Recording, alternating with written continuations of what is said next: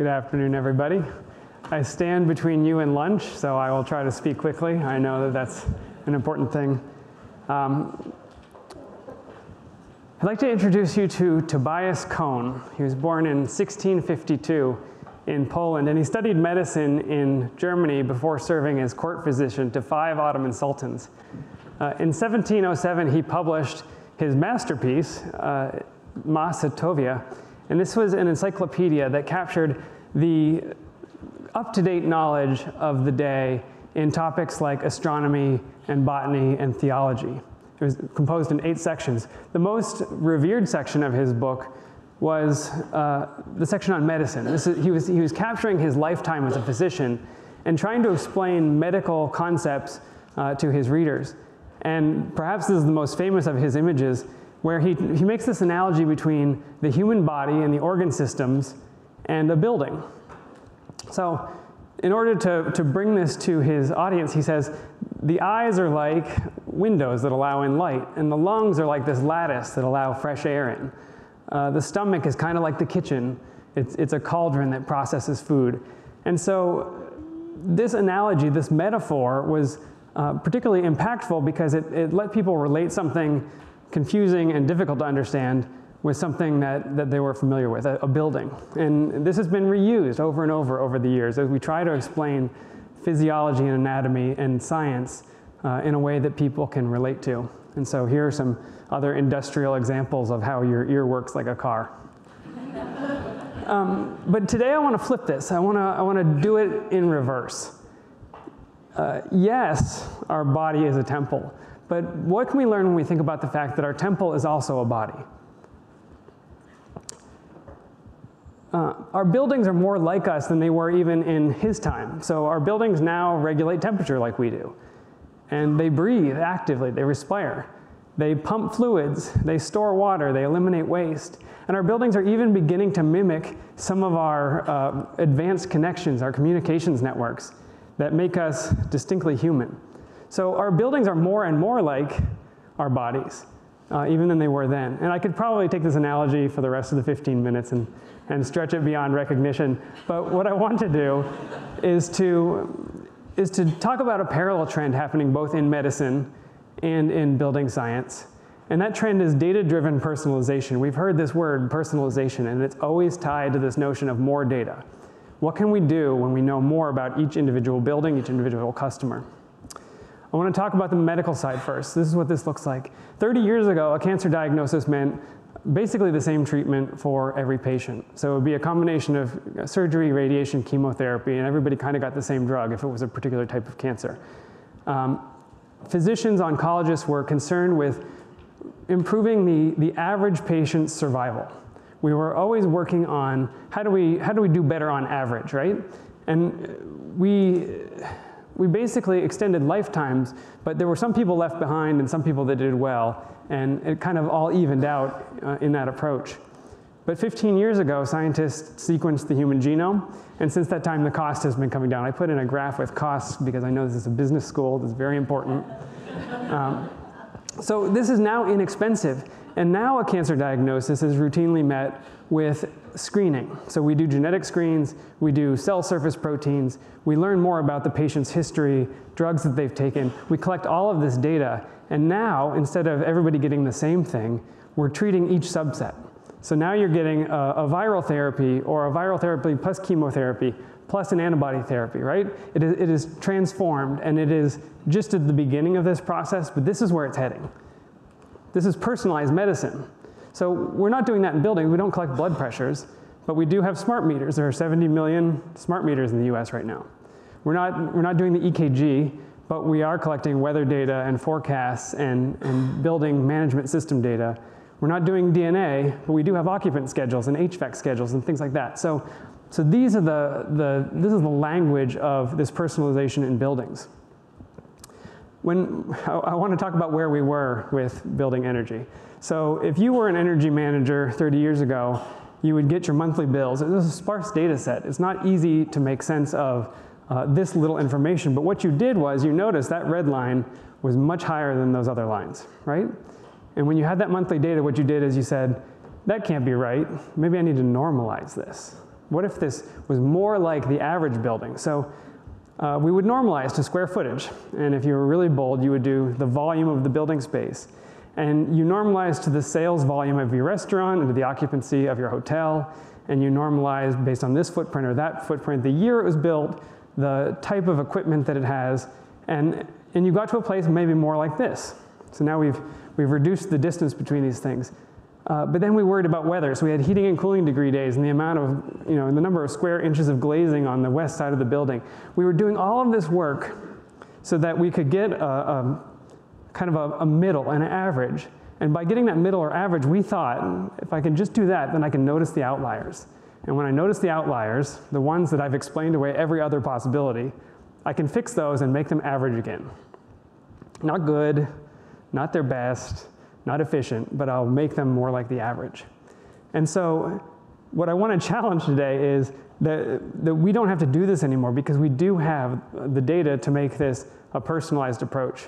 And so I'm going to show you 3 ways that Plotwatt takes smart meter data that already exists and we turn it into personalized efficiency for these buildings. First way, rapid diagnosis. So traditionally you get your bill 6 weeks or so after you actually use the energy. You've already spent the money. And what we can do now is with daily updates of this 15-minute data, we can do something hopefully more intelligent. So here's a particular location. This is a big box retail store in California, a day in July. This is just a single day. The black line shows their load profile. Hopefully that looks a little bit familiar. Between 12 a.m. and the store open time, energy usage is pretty low. It ramps up. You hit a peak in the middle afternoon when it's warm, and then they close down. This gray band in the background that hopefully you can see is Plotwatt's machine learning algorithms trying to determine what is normal for this particular location. What is normal for the occupancy at this period of this moment in time? What is normal for the temperature at this moment in time? All of these factors that I mentioned go into making this model. And when you can say what is normal for this particular building, then a few days later when things go off the rails, you notice it. And you can take this and say, okay, well, it looks like we had some problem overnight and we're really doing terribly during the middle of the day. And so this is an HVAC issue at this particular location. If this continues for a few days, this will bubble up through the system. It'll go to the right energy manager, and we can solve this problem before we've actually spent the money. So that's the rapid diagnosis piece. Goal setting. If you manage energy at all, you try and set goals for each individual building, and it's really difficult to do. It's difficult because every one of them is different. How do I know that this building built in 1960 should have a different goal than this one built in 2015? And so we take a slightly different approach with goal setting, which is, what if instead of setting something kind of blindly for the prototypical bank branch, what if we say, just do your best. If you can get each building to do its best, you will make efficiency gains. So here's the same trace that we saw before, different location. In this case, you can see that they have this very wide band in the overnight period. So what that means is that normally they have a control issue. Sometimes they use about 20 kilowatts overnight. Sometimes they use about 40. You can see at the end of the day they forgot to turn everything off. So for this building, it is normal to be inefficient, which is a problem. But what we can do is say, well, we know you can do this. We know you can do 20. What if you just did that every day for a month? What would you save?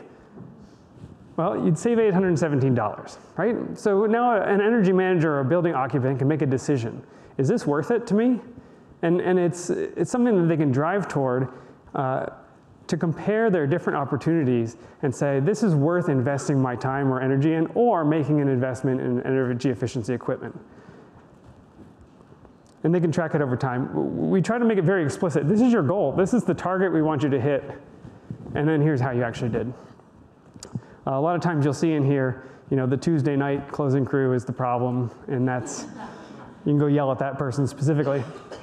The last thing I want to talk about is personalized efficiency. So we used to have this approach of one size fits all. Everybody needs a programmable thermostat, and everybody needs LED lighting, and everybody needs. The reality is that when you're making an investment like that, not everybody needs it, first off. Even a programmable thermostat doesn't work if you're a 24-hour location. But you're going to get your biggest bang for the buck if you have prioritized each location. So everybody's familiar with the 80-20 rule. If a solar installer comes to me and says, put in solar panels to reduce peak demand at your buildings, it's going to help everywhere, I would say to you, pause a minute and then ask some questions. So here's a location where this is a July afternoon. They're setting their peak at about 8:30 p.m. when the parking lot lights come on. So it makes no sense to put in a solar panel for peak demand reduction. Now, you may want to save kilowatt hours during that time period, but when the sun goes down and the solar panel stops working, the parking lot lights come on and set your peak. It's just not, it's not the right opportunity. At this location, invest in better lighting technology.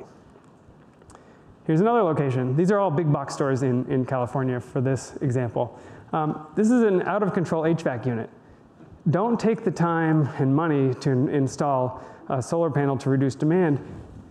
Get your HVAC technician out there and fix that problem, and then we can talk about what it would take to reduce demand at this location, right? You're setting 100, I guess we're doing 100 kilowatt spikes at random parts of the day when they start up. That's a solvable problem, but it's solvable in its own way.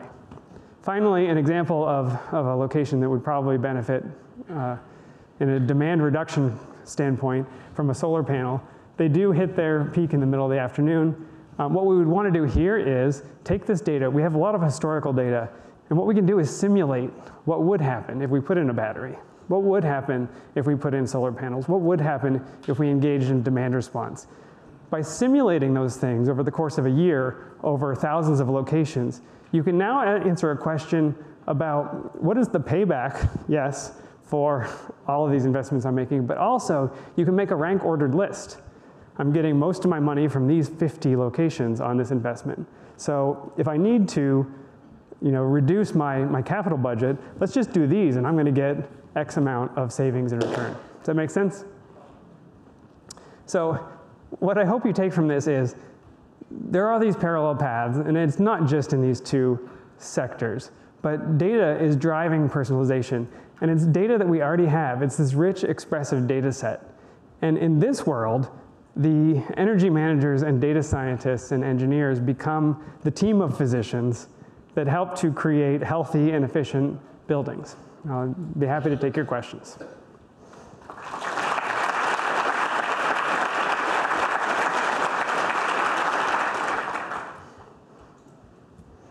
You tell me, yep. Hello. Thanks, I really enjoyed your talk. A little context, I actually work as an electrician, so this is exactly the kind of work I do, so I find it very interesting.